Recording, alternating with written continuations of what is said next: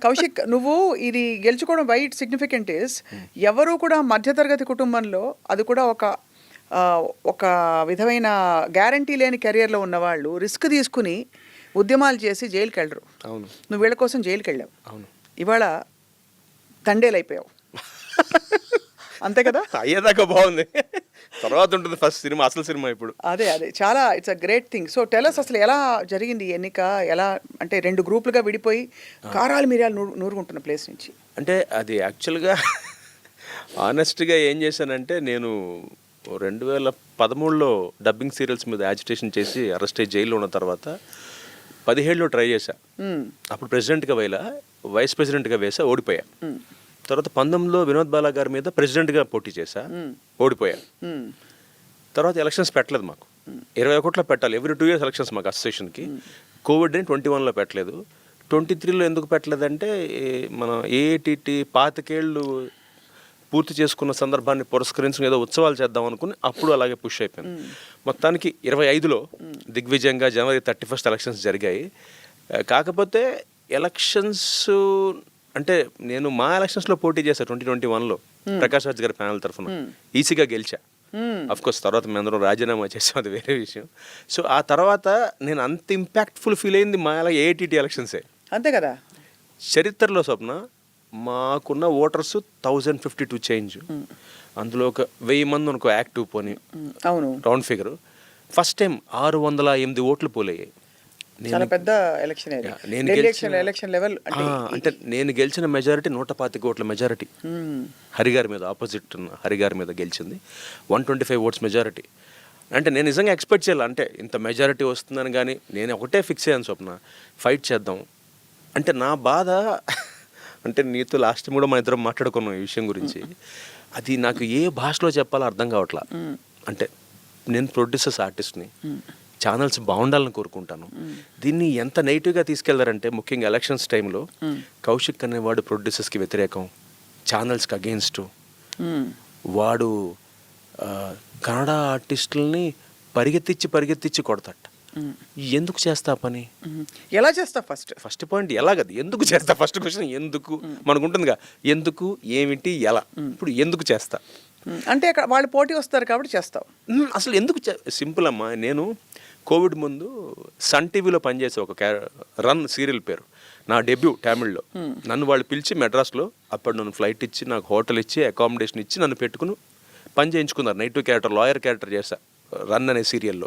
కోవిడ్లో అది అయిపోయింది. కోవిడ్లో సో నేనే పక్క రాష్ట్రానికి వెళ్ళి పనిచేస్తున్నప్పుడు నా లైవ్లీహుడ్ కోసం ఒక పరభాష నటుడుగా నటిని కానీ ఇక్కడికి వచ్చి పనిచేద్దని హక్కు, నాకు అధికారం ఉండదు. అది main correct, bottom line, first ground rule, అంతే కదా. And second point, I always welcome.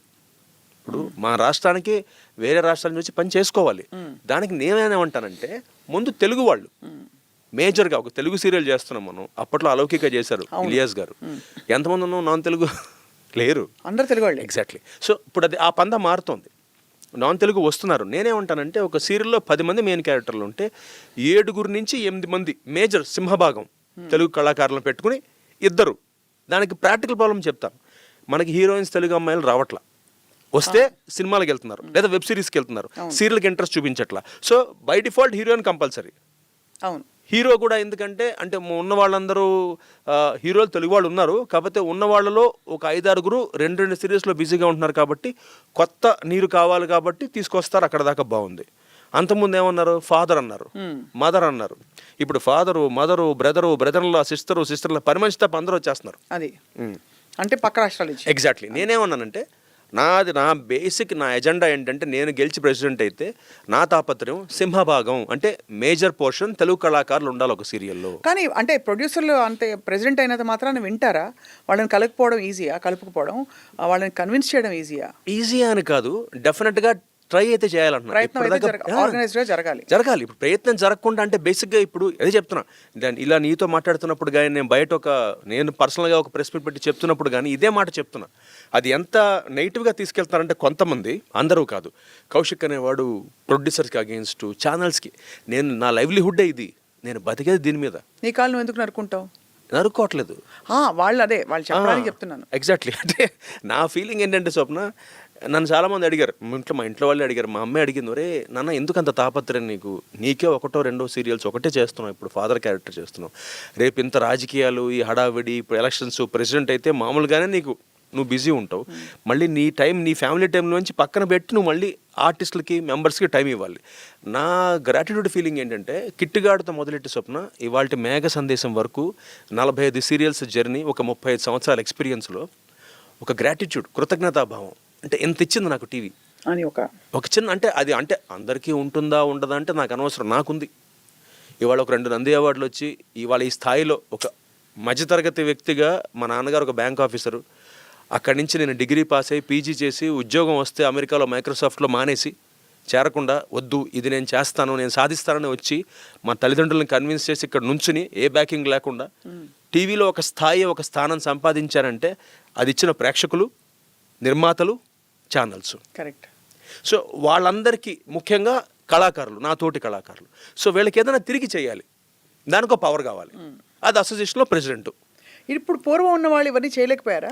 చేశారు. నేను పూర్వం ఉన్న వాళ్ళు చేయలేదు అనట్లా, కాకపోతే ఇప్పుడు పందా మారిన తర్వాత దానికి కరెక్ట్గా ఒక ప్రాపర్ ఎగ్జిక్యూషన్ దొరకట్లా. అది అంటే ఇంతకుముందు మా ప్రెసిడెంట్ వినోద్ బాలా గారు కూడా మేమందరం ఆయన అధ్యక్షతలో మేమందరం కలిసి ఛానల్స్కి వెళ్ళాం. డబ్బింగ్ సీరియల్స్ అప్పుడు ఆయనే అధ్యక్షుడు, అప్పుడు ఆయనతో కలిసి మేమందరం పోరాడాం. నేను అరెస్ట్ అయ్యి జైలుకి వెళ్ళా, నాతో పాటు చాలామంది కళాకారులు మేమందరం అరెస్ట్ అయ్యి జైల్లో ఉన్నాం, బయటకు వచ్చాం. అప్పుడు డబ్బింగ్ సీరియల్స్ తగ్గినాయి. వాస్తవానికి అంత పోరాటం అప్పుడు జరిగింది కాబట్టి చేసిన అప్రోచ్ తప్పు. అలా చేయడం వల్ల ఇవాళ నమ్మో స్వప్న ఇవాళ అన్ని ఛానల్స్ కలుపుకుంటే మహా అయితే 2-3 వస్తున్నాయి డబ్బింగ్ సీరియల్స్. అప్పట్లో 18-19 వచ్చేవి. అంటే ఈ డబ్బింగ్ సీరియల్స్ తగ్గడం వల్ల ఇండైరెక్ట్గా ఏంటి, ప్రొడ్యూసర్లు పెరిగారు, అవును, ఆర్టిస్టులకి వర్క్ వచ్చింది. అంటే ఇండైరెక్ట్గా మేము ఎవరైతే వెళ్ళి డబ్బింగ్ సీరియల్స్ ఆపాలని పోరాటం చేసి జైలుకి వెళ్ళాము కొంతమంది, ఒక బంచు, మా వల్ల ఇది నా ఒకటి క్రెడిట్ కాదు, మా అందరి వల్ల ఈరోజు నిర్మాతలు వచ్చారు, నిర్మాతలు పెరిగారు, కళాకారులు పెరిగారు. కానీ ఇవాళ మళ్ళీ ఏమైపోతుంది మనకి, అదే కళా నిర్మాతలు పెరిగారు బాగుంది, డబ్బింగ్ సీరియల్స్ తగ్గాయి బాగుంది, కానీ నాన్ తెలుగు యాక్టర్స్ పెరిగారు, యాక్ట్రెసెస్ పెరిగారు. అంటే అది ఎలా పోర్ట్రే చేస్తున్నారంటే కొంతమంది నా మీద, కౌశిక్ అనేవాడు వాళ్ళకి అగేన్స్ట్ కాదు, I feel them like a family. ఇవాళ మనకి బిగ్ బాస్ మొన్న నిఖిల్ అనే కుర్రాన్ని గెలిపించారు స్వప్న. ఆఫ్ ద స్క్రీన్ ఆ అబ్బాయి నేను వేరే సిరీస్లో పనిచేస్తున్నప్పుడు this very close to me. నన్ను అన్నయ్య అంటాను, నేను వాడిని తమ్ముడు అంటాను. అంటే నేను ఆ బాండింగ్ నేను షేర్ చేస్తాను. అవును, నేను ఎప్పుడు అలాగే ఉంటాను అందరితో. నాన్ తెలుగు అయినా తెలుగు అయినా బేసిక్గా మనకు కనెక్ట్ కావాలి. కరెక్ట్. ఇప్పుడు మనం బేసిక్గా ఫ్రెండ్షిప్ చేస్తే స్వప్న జాతి మతం కులం చూడం కదా. ఇప్పుడు ఒకటి మనకు నచ్చాడు, మనం ఫ్రెండ్షిప్ చేస్తాం, వాడు ఏ కాస్టు వాడు ఏ కమ్యూనిటీ ఎందుకు చూస్తాం, ఫ్రెండ్ మనం, ఈజ్ అ ఫ్రెండ్. మనకి వాడి మెంటాలిటీ మనకి నచ్చింది, he likes us, he likes you, you like him, so you have a friendship, అంతే కదా. సో ఎక్కడ నాకు బాధ వేసిందంటే ఈ ఎలక్షన్స్ని పురస్కరించుకుని దాంట్లోకి మళ్ళీ కమ్యూనల్ ఫీలింగ్ తీసుకొచ్చేసి రియల్లీ ఐ ఫెల్ట్ బ్యాడ్. అంటే ఓకే అంటే ఇప్పుడు గెలిచానని చెప్పడం కాదు, అదొక్కటే నాకు కొంచెం ఇబ్బంది అనిపించింది. ఏం చేశారు కమ్యూనల్ ఫీలింగ్ తీసుకొచ్చి? అంటే కమ్యూనల్ ఫీలింగ్ తీసుకొచ్చే మనవాడికి ఓటేయండి. ఓహో, అంటే నేనేమంటానంటే ఆనెస్ట్గా స్వప్న, కిట్టుగాడు కుట్టివిపిని గారు నాకు అవకాశం ఇచ్చిన తర్వాత అటు ఒక గ్యాప్, అంటే అటు ఇటు కానీ వయసుకు వచ్చేసాను, గ్యాప్ వచ్చి ఒక సినిమా చేసి ఆగిపోయిన తర్వాత మళ్ళీ నేను ఈటీవీకి వచ్చా. ఈటీవీలో భాగవతం, బాపు గారి భాగవతం కెరీర్ స్టార్ట్ చేసినప్పుడు నాకు లైఫ్ ఇచ్చింది కమ్మవారు రామోజీరావు గారు. ఆయన దగ్గర 15 సీరియల్స్ చేశా. నన్ను ఆయన ఒక బ్రాహ్మణుని చూసి నాకు అవకాశం ఇవ్వాల, కౌశిక్లో టాలెంట్ని చూసి అవకాశం ఇచ్చాడు. అలాగే నేను పనిచేసిన ఇలియాస్ గారు ముస్లిం.